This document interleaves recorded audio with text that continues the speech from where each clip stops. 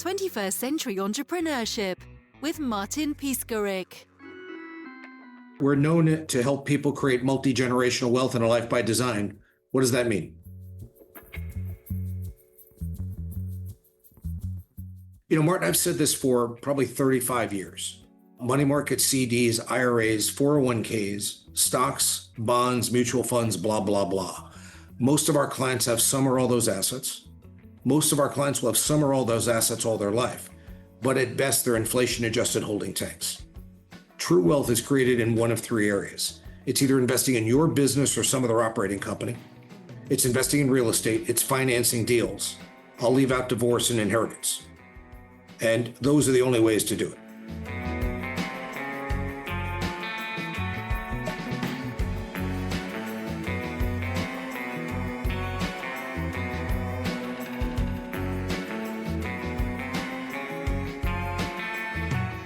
I know most of your viewers are entrepreneurs, and I think everyone would relate to the fact that everybody has two businesses. The first business they have I'll call it the cash flow business. Is that when you start a business, at first you have to just make enough money to cover your bills, cover your expenses. And then as you kind of progress a little bit, you have to create enough cash flow to create your lifestyle, to pay your mortgage, to pay your car payment, to pay your lifestyle, to pay what's there. And I think that that's the first business that every entrepreneur starts with. But then every entrepreneur has a second business. And we like to refer to that as, this is the business I wish I had business. And that's when the fun starts happening for entrepreneurs, is when you get past the cash flow and you get to designing the business that you want. And if you want to see your future, it's two things. It's the guesses you make, and then the bets in time and money to see if those guesses were right. And so the fun part for me is to help people get enough information so they can make informed decisions on not only what the right guesses are, but the right bets as well.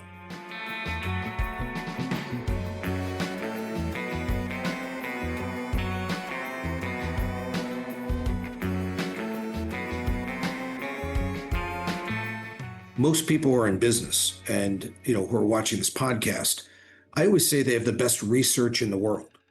And why I say the best research in the world is it's their customers. It's the people that pay them money to do their product or their service. And I think that ultimately the learning and growing happens some by the brilliance of the entrepreneur, but it comes at least 50% or more from just asking the check writers what they want. And that's how we've built our business. So, a lot of people think I've created some unique strategies, or we're doing some things that are unique, because I don't really believe in competition, Martin. I believe in differentiation. And I want to differentiate just myself from everybody else, just like I want everybody on this podcast to be able to differentiate their business or their life from everybody else. But ultimately, it comes part from your vision as the visionary entrepreneur that all of you are. But it also really comes from asking the check writers, asking your customers, your clients, your patients about what they want and understanding what their needs are. And it gives you unique insight to give you that research necessary so you can come back and solve those needs in both elegance and excellence.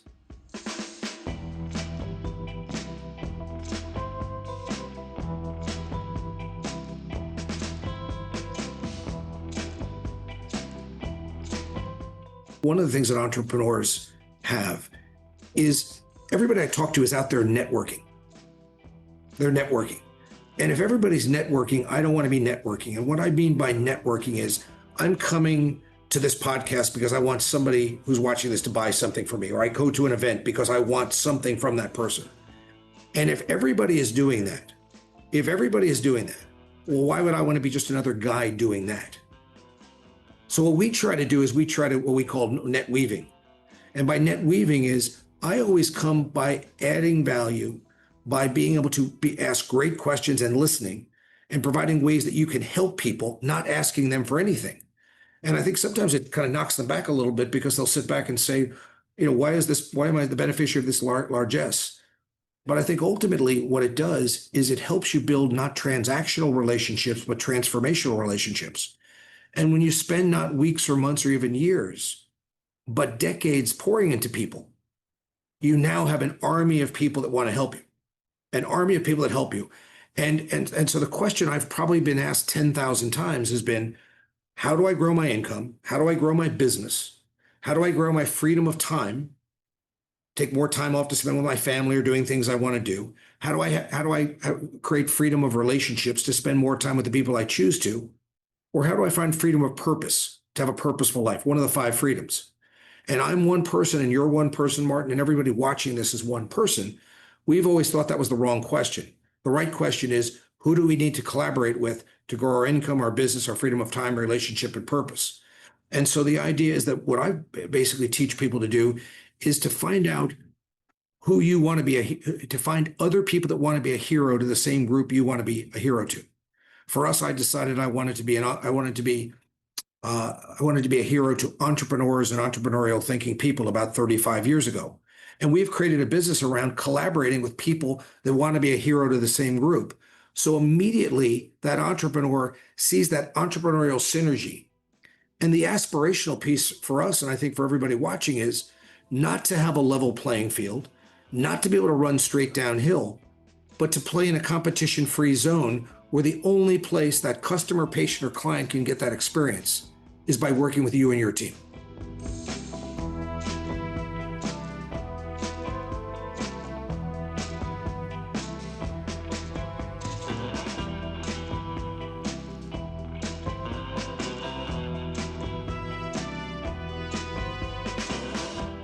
I know there was a study out in 1974 that said that 5% of people in the world were entrepreneurs. And they did another study in the last year or two, 50 years later, and they still found out that 5% of the world is entrepreneurs. That number has not changed. And so I find that people think being an entrepreneur is very hard. And I would make the argument that everything is hard. You know what's hard? It's hard. Is it hard to go out and get customers and grow a massive business? It's very hard. But is it also hard to be able to tell your kid they can't go on vacation, or they can't buy the pair of soccer shoes, or that you can't live in the house you want? That's hard too. So I think in life is hard with whatever road you pick. And I think that what entrepreneurs do is you get to pick the right hard. And I think that the important thing for people is not only do I think in terms of externally, it's about collaboration.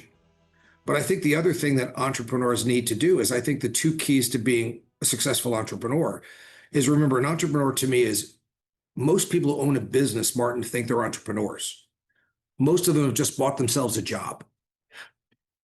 And they get paid for what they do rather than what they know. So entrepreneurs, by definition, get paid for what they know, not what they do. And I think the hard part is that there's a couple of things that are hard part that were the long journey for me. The first was that I used to think 30 years ago that payroll and people were my biggest expense. And now I realize that if they were an expense, I should fire them all. That people and payroll are my biggest investment. And that you don't really grow a business, you grow people. And so that I've spent the last 30 years growing people and investing in people. And the second thing is that, a lot of times entrepreneurs come in and because they have great vision.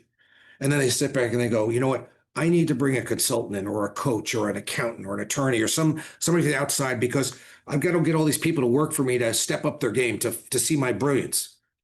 And I think ultimately, if you're a leader without followers, that doesn't work very well. I've always said that good leaders create followers, great leaders create other great leaders. And the aspiration of, I think, every great entrepreneur is to become a great leader. And it's amazing that the smarter you get and the better leader you become, the smarter the people around you become. That ultimately in this climate, you've got to win the war for talent. And you've got to win the war for talent. And the way that you do that is you have to pay people competitively. I don't think you have to pay them the most.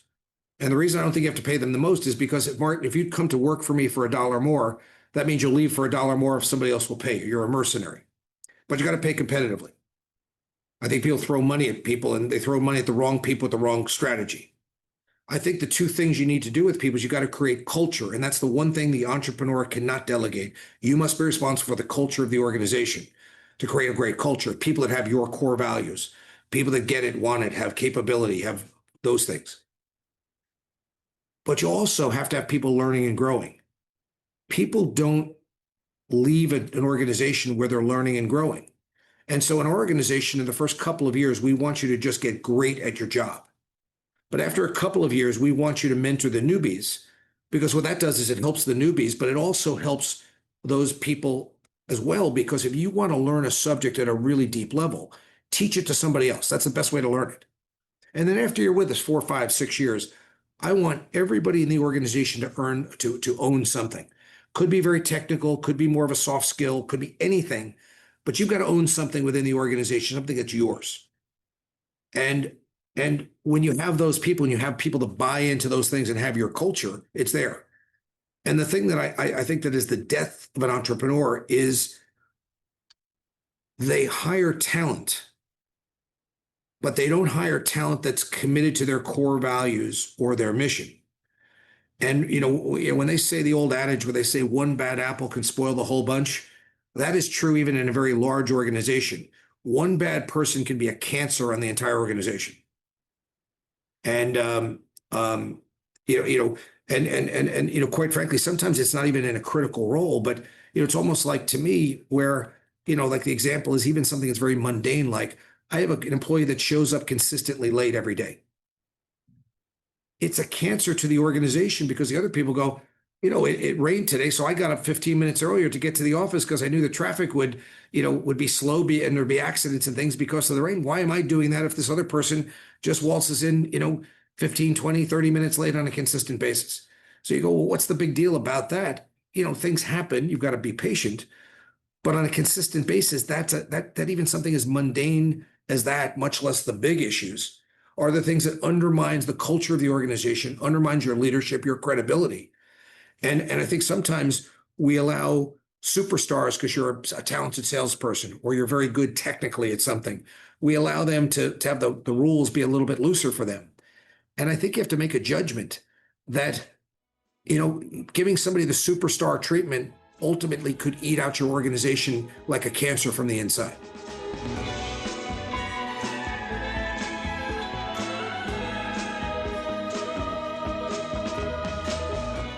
One of the things that I find myself repeating certain things to my team over and over and over again, and part of me goes, am I not speaking English?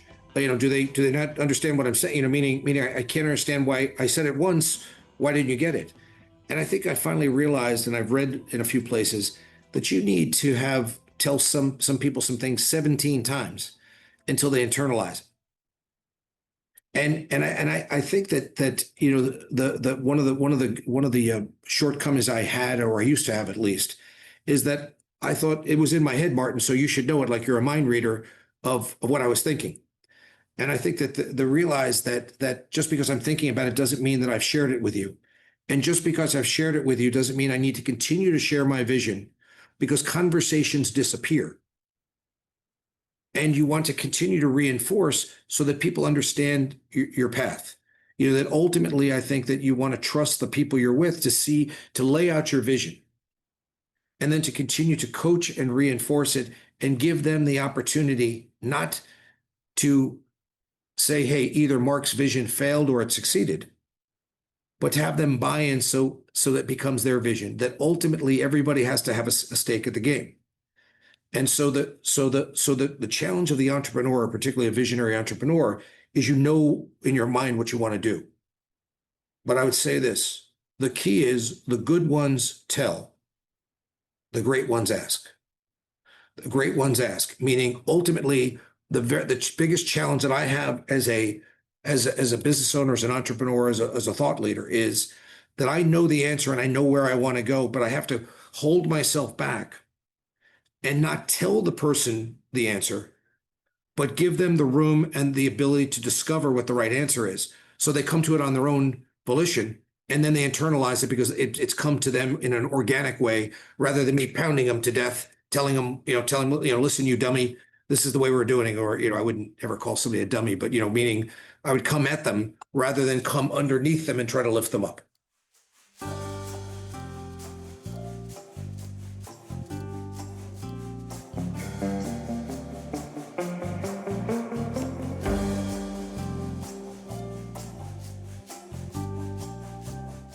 As you ask that question, there's not clarity to me on who owns the pain, because everybody's self-centered, because it would be impractical to be centered anywhere else. So they only see it from their point of view. And so that's a great question, because I definitely see the pain from my own point of view. And I'd like to think that I'm very sensitive to people, because I'm not looking to put people in pain that don't deserve to be in pain. But I want people to, what I'd like to do is, when someone can prove to me that they can do their job better than I can, I believe the relationship changes, in the sense that, not in a real way, but in a conceptual way. They no longer work for me, I work for them. So when you can do your job better than I can, I want to be able to come to you and not micromanage you and go, Martin, what are you doing? Martin, what are you doing? Martin, what are you doing? I want to come to you and say, periodically, go, you're doing a great job, Martin. What do I need to do to support you? What do we need to do to help you get to the next level? And by the way, I have an unlimited appetite for investment, not only in people, but in technology and learning and education and other things. And here's my criteria. If you're an expense, you're always on the chopping block. But if you're an investment, I have an unlimited appetite for investment, as long as I can get at least a minimum of a 4 or 5 to 1 return on my money or more. So if you say to me, we need to buy this $200,000 piece of equipment, well, if we can raise our revenue by 800,000 more than we would have had we not had that piece of equipment, let's go do that. Let's buy a piece of equipment every day. If we can keep doing that. If we're doing it because we're going to buy this $200,000 and it's really cool and we're going to make no money and it's not going to help anything, the answer is no.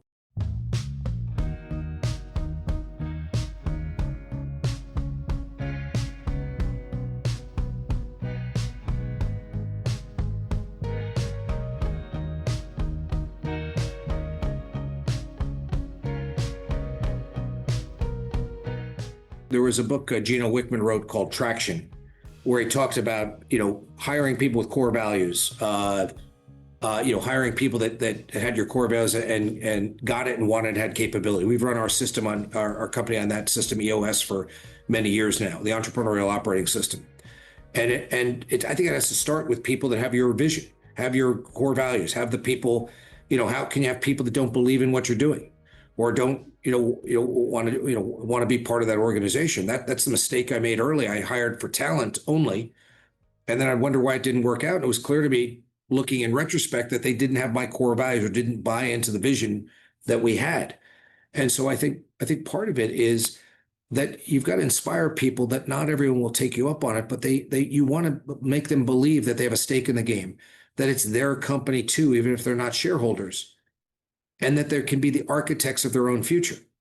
That everybody, it's always about the vision piece or the dream piece, whether it's a client, a customer, a patient, or one of your employees, is what would it have to look like? You pick the time for 3 years, 5 years, 10, you pick whatever time frame you want. What would have to happen for you to have the life, or have the career, or have the experience that you would like to have going forward? What would have to happen, for that to occur? Or, what are you willing to do that you're not doing now to have what you don't have? You just asking some questions, and some people, are, there's room for people, but I think in your organization, I think that most people, unless you've got, 1 million employees or something, but for most entrepreneurs, I think they think of their business as a family. I know I do. But I also think of it as a ball club, and that I need to continue to hire more first-round draft choices and keep elevating the level of not only talent, but culture, and people that have our core values, and people that, want to take our business to the next level. In fact, one of the most painful things to me for a business that's as mature as ours is, or has been around as long as I have, is that there were multiple times in my journey where the people that worked for me that I loved and treasured and got me where I was going were not the people who were going to take me to the next level. Like, oftentimes, in our business, in our business, you take business from some very, very good people who are, we're key business strategists, critical thinkers, financial advisors to entrepreneurs and entrepreneurially thinking people. And virtually everybody we has a financial advisor. And when they work for us, we would be taking that business away from that person. Sometimes it's a family member, it's a friend or something, or somebody they've got a great relationship. But the unfortunate part is they've gotten you to this point. They're not going to take you to the point that you need to go. And that's kind of a sad, I think a sad thing for entrepreneurs. And I think that happens with, not only your financial advisors, but a lot of times with your accountants, your attorneys, your boards of director, the customer base. This was an A prospect for us 10 years ago. Now it's a D prospect. How is the technology, sometimes, especially I find with older folks that in a very short period of time, the technology bypasses them. So in analog world, they were the king, but now in digital world, they're lost. To give you an example.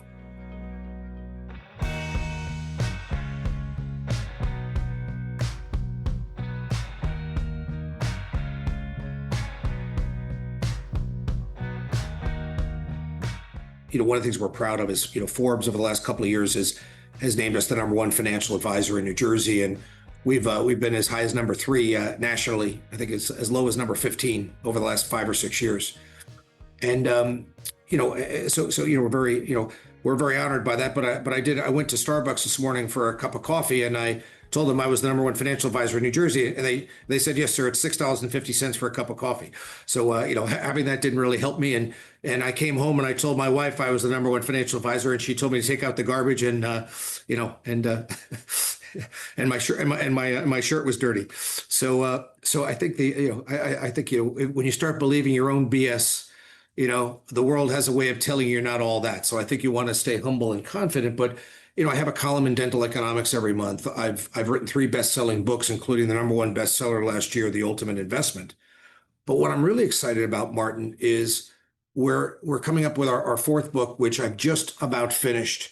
It's about creating. It's a step-by-step work to helping people create multi-generational wealth and a life by design. So I used to think when I was younger that creating multi-generational wealth, when you grow up dumb and broke and suffer in New York like I do, you go, all my problems will be solved if I just created multi-generational wealth.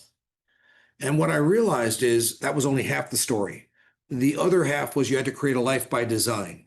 And what I mean by that is I want you to go from one thing you love to something you love more to something you love more than that, so that you create a life, or you aspire to create a life that's so great that you never have to retire from it, or you never have to take a vacation from it, because you're always in creation and fascination. You're always in elegance and excellence all the time. And I think that's the aspirational life. But there is a science around it to be able to do that. And we're going to lay that out in our next book. And that's what we're doing with our clients right now.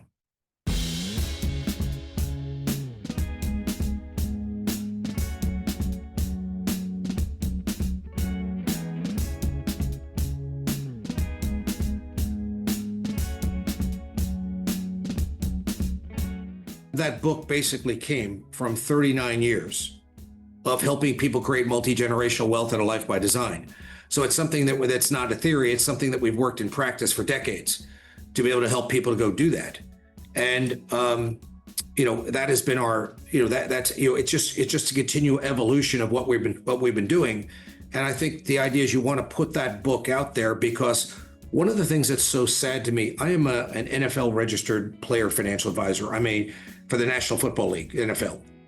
And I read an article about 25 years ago in Sports Illustrated that said that 81% of professional athletes are either bankrupt or in severe financial distress within 2 years of retirement.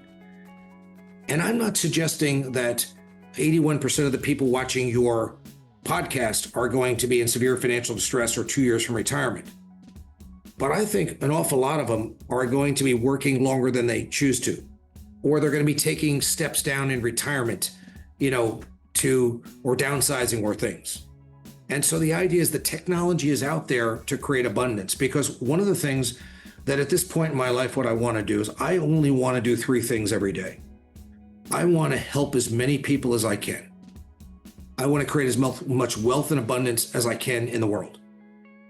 And I want to help, and I want to have as much fun as I can. So if it's not going to be fun, if I can't create a lot of wealth for people and I can't help a lot of people, count me out. I'd rather do something else. So, and I think that it's about a community, because I think that ultimately, if my long-term goal is to change the lives and impact the lives of 100 million people, I'm only one person. I can't do that by myself.